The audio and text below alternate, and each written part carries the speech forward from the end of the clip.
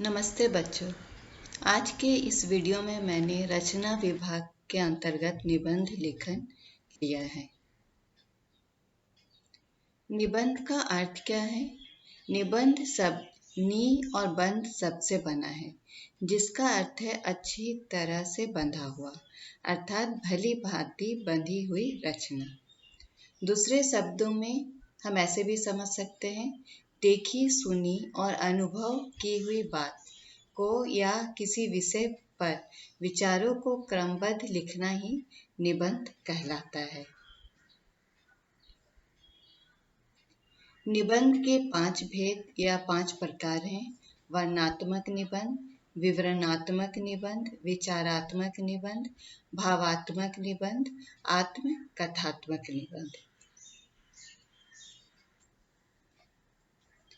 वर्णनात्मक निबंध किसी सजीव या निर्जीव पदार्थ के वर्णन को वर्णनात्मक निबंध कहते हैं।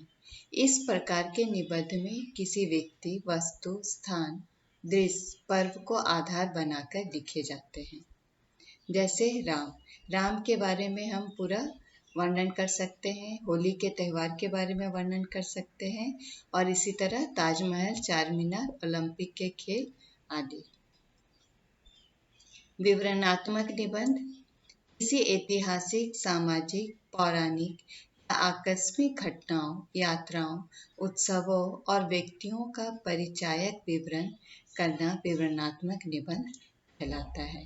जैसे रेल यात्रा, तो रेल यात्रा का क्रमबद्ध रूप में हम पूरा उसके बारे में परिचय देते हुए विवरण कर सकते हैं।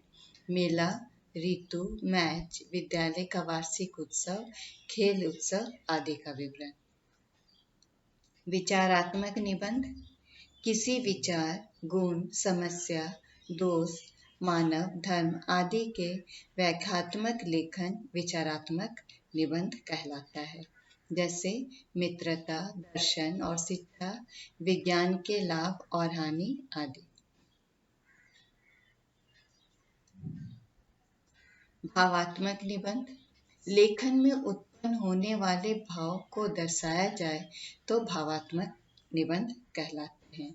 जैसे परोपकार, देश प्रेम, सदाचार, राष्ट्रभाषा। ये सब निबंध लेखन करते समय अपने भाव प्रकट करने चाहिए।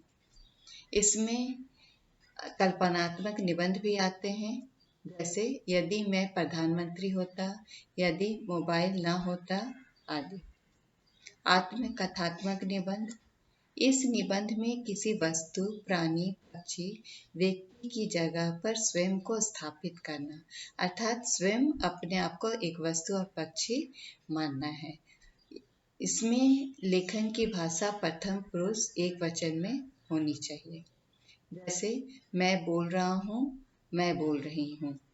उदाहरण, मैं हिमालय बोल रहा हूँ, एक सैनिक की आत्मकथा, मैं पुस्तक हूँ आदि। निबंध लिखते समय कुछ बातों को ध्यान में रखना चाहिए। जैसे निबंध को 3 भागों में बांट लेना चाहिए। प्रस्तावना, विषय, उपसंहार। निबंध का आरंभ किसी उदाहरण, काव्य, पंक्ति, कहावत, सुवचन आदि से करना अच्छा होता है। निबंध की भाषा व्याकरण की दृष्टि से शुद्ध होनी चाहिए। वाक्य सरल, स्पष्ट और अर्थपूर्ण होना चाहिए। निबंध की सुंदरता बढ़ाने के लिए मुहावरे, कहावतों का प्रयोग करना चाहिए। निबंध का विषय ज़्यादा लंबा ना हो, एक ही बात बार बार नहीं लिखना चाहिए। आत्मकथा के निबंध में उत्तम पुरुष सर्वनाम अर्थात मैं का प्रयोग करना चाहिए या जरूरी है मैं का प्रयोग करना। निबंध लिखते समय शब्द सीमा का ध्यान रखना चाहिए, अर्थात प्रश्न पत्र में जितने शब्द, जैसे 80 से 100 शब्दों में लिखना है निबंध, तो उतने शब्दों के अंतर्गत ही लिखना चाहिए। कभी कभी निबंध लेखन के लिए कुछ मुद्दे दिए रहते हैं, तो उसी अनुसार लिखना चाहिए। निबंध का अंत प्रभावशाली और संक्षिप्त होना चाहिए। निबंध के अंक, जैसे मैंने अभी बताया, निबंध के को सबसे पहले 3 भागों में बांटना चाहिए। उनमें है पहला भूमिका या प्रस्तावना। यह निबंध के आरंभ में एक अनुच्छेद में लिखी जाती है जिसमें मुख्यतः विषय का परिचय होता है। दूसरा है मध्य भाग या विषय विस्तार। यह निबंध का मुख्य अंग है जिसमें विषय का वर्णन किया जाता है। इसमें अलग अलग अनुच्छेद में विषय पर विचार प्रकट किए जाते हैं। और उपसंहार, निष्कर्ष लास्ट में, अंत में या निबंध के अंत में निबंध के सार के रूप में लिखा जाता है। यहाँ मैंने एक निबंध लेखन का उदाहरण दिया है, पुस्तकों का महत्व। और यहाँ पे जैसे मैंने बताया कुछ मुद्दे दिए रहते हैं या विचार बिंदु दिए रहते हैं। तो जो जैसे पुस्तकें हमारी मित्र, प्रेरणा की स्रोत, विकास की सूत्रधार, प्रचार का साधन, मनोरंजन का साधन। अगर प्रश्न में ये विचार बिंदु दिए रहेंगे तो इसके अनुसार आपको निबंध क्रमबद्ध से लिखना है। अगर नहीं दिए रहेंगे तो ऐसे विचार बिंदु या मुद्दे दिमाग में सोच के रखिए और उसको विस्तार से निबंध को लिखिए। तो बच्चों, इन सब बातों का ध्यान रखते हुए एक अच्छा निबंध लिखा जा सकता है। आशा है अब आप अभ्यास कर एक अच्छा निबंध लिख सकते हैं। धन्यवाद।